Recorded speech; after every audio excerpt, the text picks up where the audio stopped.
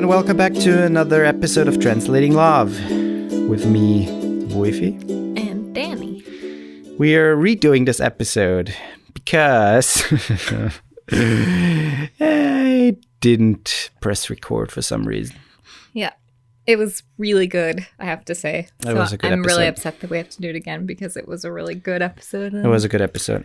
And it just was not really there. It was still a nice conversation. It was a nice conversation, but it didn't record. Yeah. So it was kind of frustrating to see that nothing's there afterwards. Yeah. The problem is that because we record with this older laptop, the laptop like fan makes a loud noise, so it can't be next to us, which makes it sometimes hard. We basically have it outside of the room. Yeah, so it makes it a little hard so to. if it's not recording or stops recording, we don't really know. Right. So we trust technology, and yeah, we failed. But also, I think we mentioned it that we have like 2 pet rats. And I have to say we had 2 pet rats because one of them passed away on Friday. Sadly, pretty fast and unexpected. Yeah. Our other rat has a tumor. Yeah. And so we've been kind of mentally preparing for her to die because it's going to happen sooner rather than later. And then kind of unexpectedly, literally out of the blue, our other rat died. Yeah. But we were there with her. It was horrible. Yeah. But I'm also super grateful that we were there with her. Yeah. So she wasn't alone. And hopefully that brought her at least a little bit of comfort in those last moments, which were probably pretty scary. So I want to believe so. I Yeah. think so. And too. she had a good life, so rest in peace, Remy. Yeah. And I'm I'm a lot sad. I'm going through my typical grieving process, which for me is not like, I know what to expect now, basically, when I grieve. And it's a little different for me with pets than it is with people. I mean, sure. But just in terms, but some people have the same grieving process no matter what it is. But my grieving process is a little different with pets. But I don't know, since Friday, it's now Sunday. And I'm totally exhausted, where I could literally sleep the whole day. And I want to eat all the time, but only like junk food. But that goes back to like my previous eating disorder. When I was sad and when I was stressed, I went to food. So I think that's part of that. But yeah, so that's shitty. I don't want to eat. I have zero appetite for anything that's actually good. And there are like some chips or some cookies or some things around. That's all I want to eat. And we have stuff like that, so all's good. But let's go to the topic of the episode. And the topic is couples therapy. Yeah. Or therapy in general. And we just start like with a brief introduction of us finding to therapy, I think. Maybe you start. I will start. Basically, my first experience with therapy was after my trauma in 2016. And if you are not aware of that, you can listen to the trauma episode about trauma. Right. And we each go into our experience with trauma. But yeah, that was my first experience with it. And I saw this woman. The thing about the US is that it's really expensive to get therapy, or it can be. It can be, yeah. And my work at the time was, they basically like, through the health insurance at my work, you could get 5 free sessions with somebody. That's kind of nice, though. And it had to be like in a certain network, like you had to find the person who accepted that. But for the most part, it was pretty open. So I decided, okay, I'll take advantage of it. But I only saw her like 2, maybe 3 times.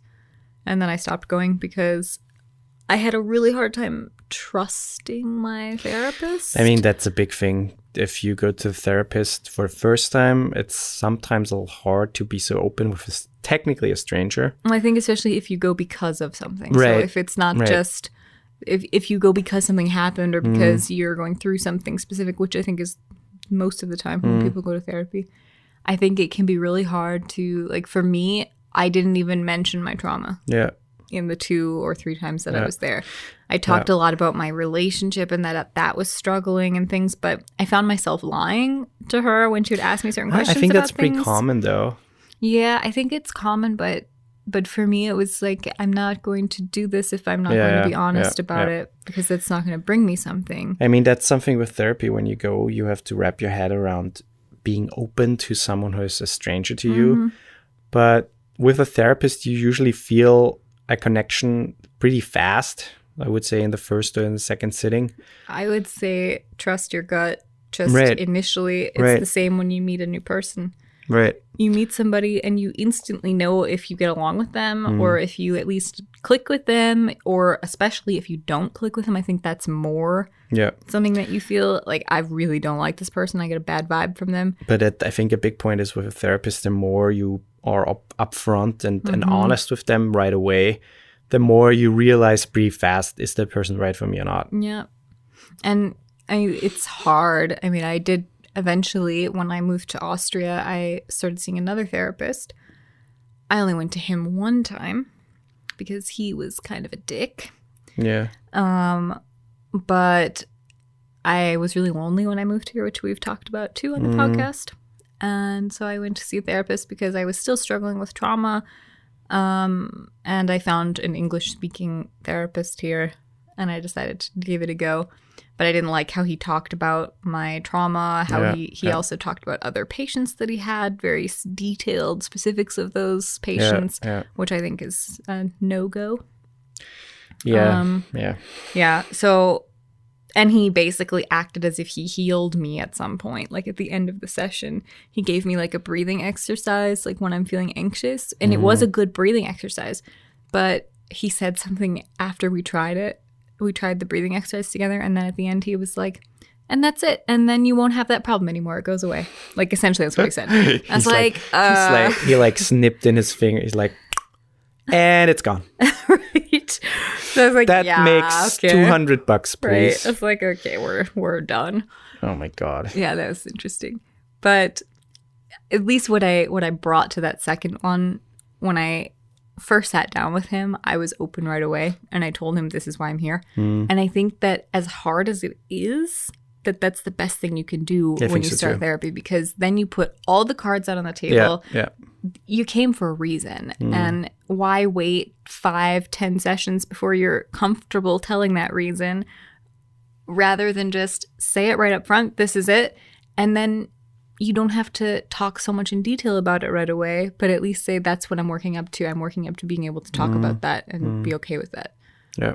So that's my opinion, at least, and that's my experience. So I wish that I would have found a therapist that I trusted and that I really liked. But I do have a good experience because you and I found a therapist that we both really like.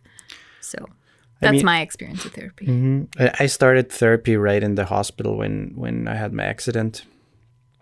And it was a really nice therapist, and he helped me a lot in the first few months of like seeing that like a life-changing event is not like life ending or anything, but it's also more like, okay, you have still chances to do something, and there's still a normal life. More like a new perspective. Right. The problem back then, it was more for my, I don't know, to broaden up my view more to rather than help me mentally, because I didn't have like any capacity to really go into that and what it means to me and how it can or will affect me at some point. So, and I think for you, you weren't really ready to face the mental aspect of it, because that didn't really hit you until later. I wasn't also as like far or open-minded at that point. I don't know. I was maybe a little too young, a little too inexperienced, and I just took every day by day and tried to reach my goals that I set myself. And I didn't really think about any mental health problems I could have had or I will develop at some point because of that thing. But it opened up at least my gateway to therapy and my like, I don't know, seeing the positive aspects of therapy. But but then I stopped a little for a while, and then I started studying through this like institution of my work, and they also had like a therapist there, and you basically had to go there a couple of times mandatorily to see, okay, is that thing that you're studying right for you, and how are you feeling about it, and blah blah. That's cool that that's a mandatory thing. It's yeah. I mean, they pay for your studying or whatever, so they want to see that the people who what they're doing is right for them, and not that they're wasting 3 years or whatever, and then okay, I might not even want to do that. And through that, I basically met my therapist, which she helped me a lot through the last, I don't know how many years. You basically continued to see her after until I think that. 2018. I would say it was around that time. Stopped doing sessions, and it helped me a lot. I didn't go all the time, but I went frequently, and I worked through a lot of things that I've never really worked through, and especially with my dad and parents and all that stuff that you know that you should talk about at some point, but you never really do. And she also encouraged me to talk with my dad and try to, I don't know, basically talk about the things that are a problem in that relationship and stuff like that. So I liked the aspect of it. And also, of course, depression and my health anxiety stuff, which she gave me some good insights. So I always, since I was 21, I always really, really liked the aspect of therapy, and I never saw it as like this, this thing that you need, or if you need it, you're crazy or whatever. It's a wellness thing, and it's the same of working out or eating healthy. You're not necessarily helping yourself right in that moment, unless it's really bad or whatever, or you're really hungry and you're starving, but you do that for like later. It's a wellness thing. It should be preventative. It should be to build up a set of tools to help you manage certain situations in life, and also to help you grow. Yeah, I think that's a big point too, is to say that there's such a big stigma around therapy, and it's getting less and less so.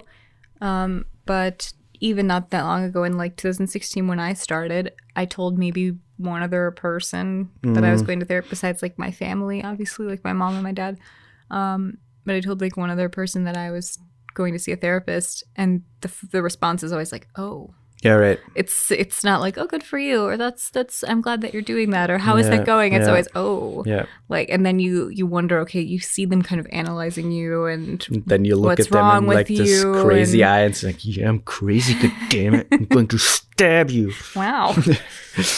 Nah, but I think there is such a stigma around it, and I think it's really important that stigma gets taken away, because it's such an important thing to be able to talk to somebody who's unbiased to you, who doesn't know you, who is professionally trained to exactly do that, to help you through things and help you get a new perspective on something. Yeah. And you can go to therapy before there's a real problem, or before things get super bad, or it doesn't have to be something that you go to because you suffered a trauma, or because you, I don't know, I mean, that was depressed. That was the first thing when we saw a therapist together, and we were open about that. And some people said, "Oh my God, I didn't know that you had problems." Yeah, I thought everything was going fine. You guys seem really happy. Where you can see that there's still this stigma out. This like, okay, you go see a therapist when things are not okay, or like as a last resort. And that's also what you see in movies and TV and stuff. Right. Couples therapy. You see couples going to therapy and they're arguing the whole time in therapy. It's never really a positive experience, at least that I've seen. That's funny. I mean, our therapist said that as well. I mean, she said that we are an exception, and it's a refreshing thing that couples come to her to work on their relationship, and not to work on problems they already have. To like open their communication and to work on things that might seem small now, but they see could, and that's what we do. We have these small communication issues sometimes, or we just don't know how to get through a certain thing. Yeah. And we take that to therapy then and we say, this is what we've been dealing with. And this is something that we could see becoming bigger and we don't want it to get that way. And I think that's important. Yeah. I think, and it's not just with couples therapy, but with therapy for yourself. Yeah. If you're feeling anxious, if you're not sure what to study, if you know, and what to do with your life, we're expected to figure that out so early in life. Right. Or right now, I mean, with all the uncertainty, with the pandemic, with job insecurity, with money being tight, whatever, there's always a chance to get like someone to talk to, even though you have to pay a little bit, and there are usually somewhere options where you can pay based on your income. Yeah, and that's what we do. Right. And it doesn't have to be that much money in order to talk to someone. It doesn't have to be that you go in debt because you're seeing a therapist, which then defeats the purpose of getting through a lot of stuff because that causes more anxiety. Right. But that's something I encourage everyone to look into. Like, Google it. Just go on Google and look in your area for income-based therapy, something like that, and I guarantee you it exists in and your there are also area. online options. There are online options, and it doesn't have to be the ones that you hear about on, you know, that are advertised on Facebook and Instagram. There are other ones. There are other ones that are cheaper and where maybe you can pay by session. A lot of them are monthly payments, but I bet that there are also online counseling services that you pay by session. And it's also something, I mean, you try it out and you see if you like it, if you feel better, and I bet you will. And it's a nice thing to treat yourself to once in a while. It's the same as I said, going to the gym, working out, maybe taking a warm bath or a hot shower after a long, stressful day. That's the same thing, essentially. It's just for your soul. It's for your mental health. It's a great way to get a new perspective on things. Maybe you never would have thought of something like that. Right. I mean, something that our therapist does really well is that, and I think good therapists do this really well, is that they first of all ask you questions that you wouldn't have asked yourself. That's something I love. It's most of the time the right question. And you just really reflect, make you think. Right? You just reflect on that, and then you get the answer right away because the answer's in yourself. Yeah, the therapist is not going to tell you that is the answer to your problem because they don't know that, but they know the questions to ask them. Yeah. To make you think about it and get to the answer yourself. Yeah.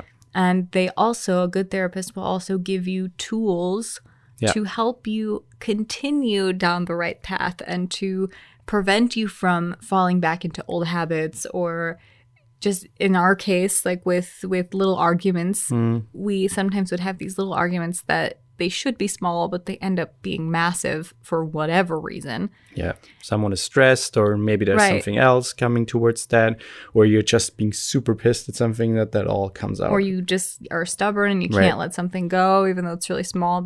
We both have that problem sometimes. I don't. You do. I'm not stubborn at all. Not at all. No. Nope.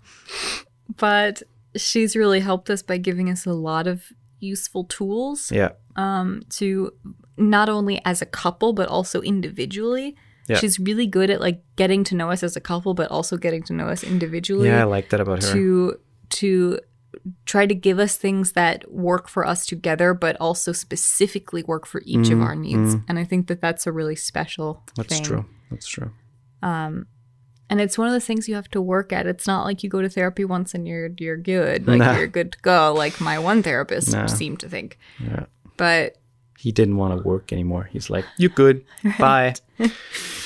But I think it's something that you have to put the work into, just like anything. But if you put the work into it and you continue to go to therapy and you utilize the tools that they give you, not just go talk about shit and then forget about it when you go home, but to actually reflect on the sessions that you have and the things that they say. Yeah, no, that's totally true. Let's take a quick break.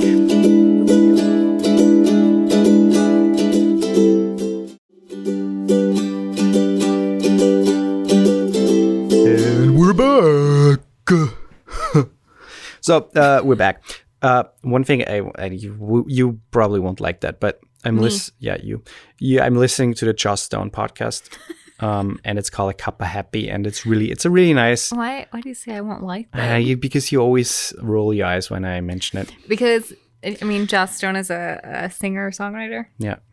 And he has a massive crush on her, I mean, which is fun. She's such an amazing personality, and she's just like this happy, dappy personality, and her podcast is really insightful. She has a lot of cool guests on. She talked about with her latest guest about therapy too, and she said also she read somewhere, or she quoted someone, that it's always good if you're in a relationship where you really can see being with the person longer, or feeling like, okay, this can be something bigger, something more important, to go to see a therapist right away.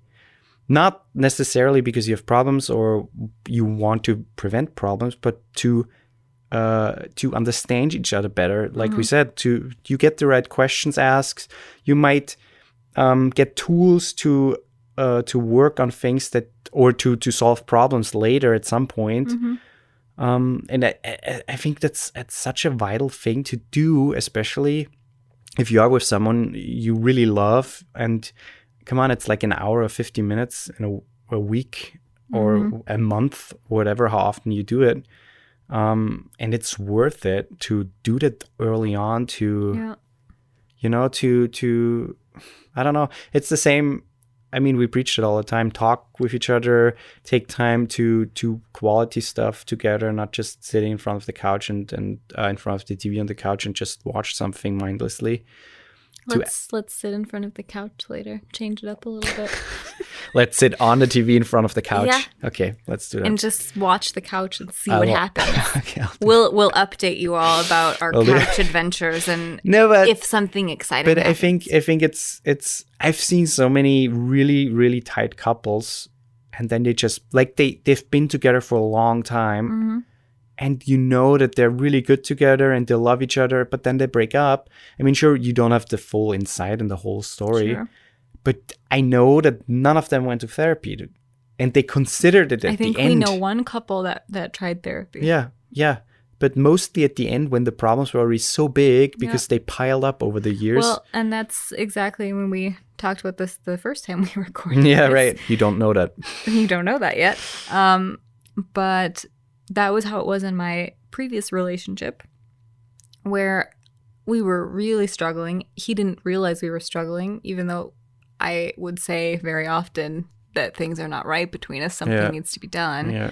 And I could also tell he was depressed, and I recommended him to go to therapy like alone. But as it started to affect me more and us as a couple more, I was like, we have to go to couples therapy. I really need that. And I expressed that to him. And he turned it down every single time. He showed zero interest. And I think I did that for about a year. About a year, I was asking him, begging him to go to therapy. And because I wanted it to work out up to a certain point where then I was like, okay, I'm done. You clearly don't want to put in the work to the relationship. And once that turned for me, and I expressed that to him that, okay, clearly you don't want to put in this work, and all of this is going to shit. All of a sudden he wanted to go to therapy. Yeah. And for me, it was too late at that point. I was like, I'm sorry, I'm done. I've put in countless hours and years of work, and it seems like it's for nothing. Yeah. I mean, it's fine too if you break up, and if things go apart, then that's fine too. Sure. You shouldn't hold on to something that doesn't make you happy and doesn't make the other person happy. But in the long run, if you're with someone and you feel like, okay, this is something special and this is something real, why not go see a therapist once in a while and work on that whole thing? And to also hit on that point, it doesn't have to be with someone you're romantically involved with. Right. It can be with a parent. It can be, because there's a lot of people who have struggling relationships with their parents. I would totally go see a therapist with my dad if he would pay for it. I would totally do that. Nice. I think you both would benefit from that. I think him especially. Yeah. But yeah, I think that's also important. Even if you don't have problems with your parents, that's also good, I think, to go once in a while with a parent and just kind of check in with each other. Or this might sound silly, but with like someone you live with, like a friend that you share an apartment with. Yeah. I had countless arguments with people I lived with because you just do things differently. Same with my sister when we lived together. Yeah. Or siblings. Yeah. Siblings can go to therapy. Yeah. You have all these relationships in your life, and I think a lot of the time we take them for granted. And I think especially with family, like siblings and parents, and therapy can do so much for those relationships. Yeah, especially with family. I don't know. I know personally some people who would benefit from that. And I know some people who express that towards like mother or father, but they are just not as far into say, okay, let's do that. Or they are more like, okay, therapy is something that you need when you have problems, but obviously we don't have problems, so we don't see a therapist, stuff like that. And it's kind of sad to see people expressing something so like, okay, I need that from you because our relationship is not working, but they just refuse to do that. Yeah. And that's again with the stigma around therapy. Yeah, totally. I am such a strong advocate for going to therapy before there's a problem. Yeah. Because everybody could use therapy. Literally every single person in the world could benefit from therapy. Yeah. Yeah. It does so much good for you. Even if you feel perfectly fine and you're like a super happy person, everyone can benefit from it. Yeah.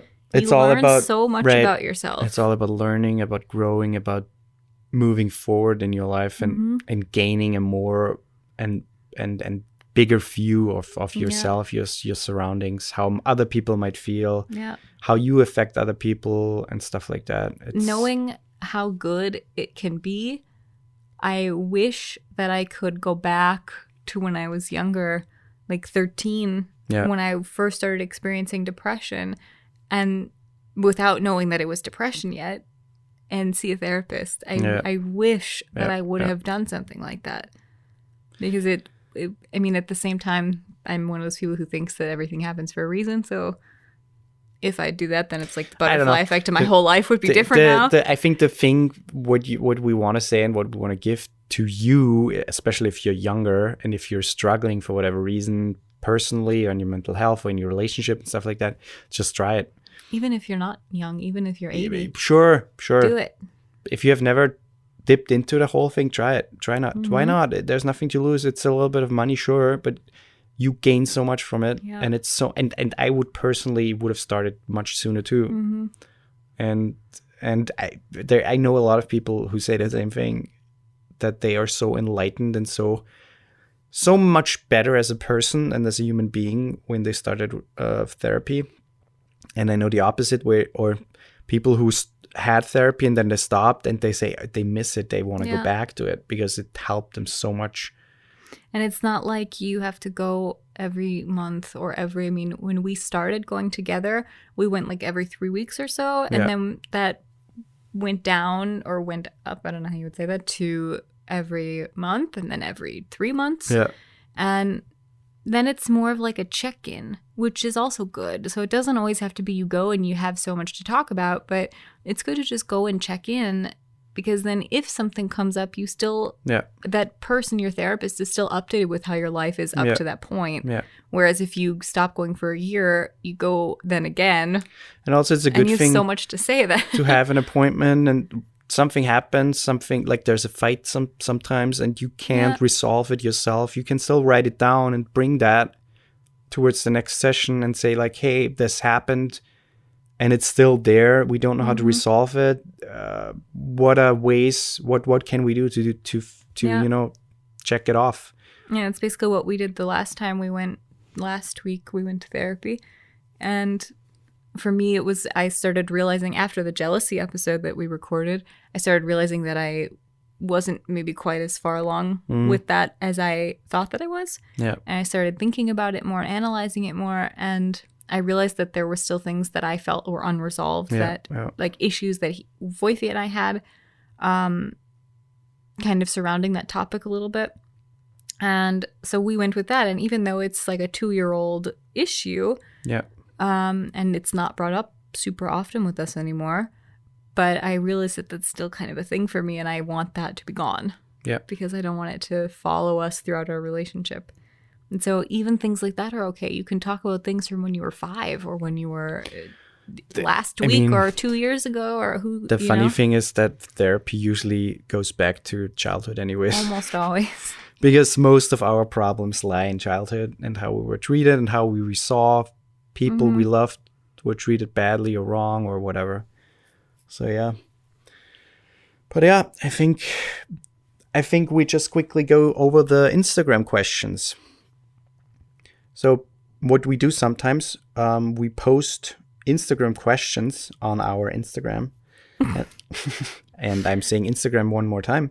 Instagram. And we asked, like, basically, do you consider going to couples therapy only when things are bad? Or a similar question. And almost all the questions were like, I'm not currently going or not currently seeing someone, but it's always good to see a therapist because you can gain so much knowledge and so much tools and things about yourself. I mean, that's what we've been saying. Yeah. And it's fun that people are seeing it the same way, even though they're not seeing a therapist right away, which is totally fine. But at least they're open-minded or they have seen someone in the past and they know what can be beneficial out of the whole thing. One important thing that I want to bring up, and we will follow up about this because I am not qualified to answer it. But one of my friends was a social worker or is a social worker. And she told me that it's never appropriate to go to couples therapy when there's domestic violence involved. And she said if I want to know more about that, then I can ask her. So I'm going to talk to her about that because I could guess why that's the case. But I don't want to say that now because I could be wrong and I don't want to give false information. But I will follow up on that topic. But I just wanted to put it out there for anyone who be listening to this episode who is experiencing domestic violence, that it's potentially maybe not a good thing to do couples therapy. And I will follow up maybe with some things that you can do. But just to put that out there. Yeah, I think that's it. We're through. I think so. A second time. And I hope when we go up there, nobody dies. What?